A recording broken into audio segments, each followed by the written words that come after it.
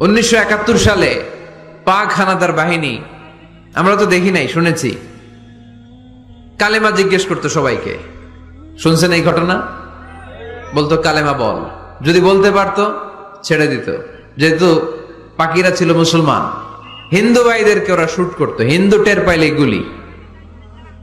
তো এক বাঙালি মুসলমানকে ধরে পাকিস্তানি মিলিটার জিজ্ঞেস করতেছে, কালেমা বল, মুসলমান নাকি হিন্দু? কয় আমি মুসলমান। কয় তাহলে কালেমা বল, সালে কালেমা বাতা। এখন সে ভয়ে এই দোয়া পড়া শুরু করছে। সে পড়তে শুরু করছে, লা ইলাহা ইল্লা আনতা সুবহানাকা ইন্নী কুনতু মিনাজ জালিমিন। পাকিস্তানি কয় সালে ये तो मुसीबत का कलिमा है।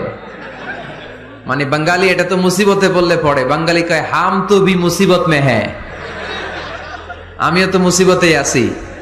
তুমি বন্দুক মাথার মধ্যে ধরে আমার কালিমা জিজ্ঞেস করতেছো, আমার কি আর হুশ জ্ঞান আছে? আমি কি পড়তেছি আমি নিজেই জানি না।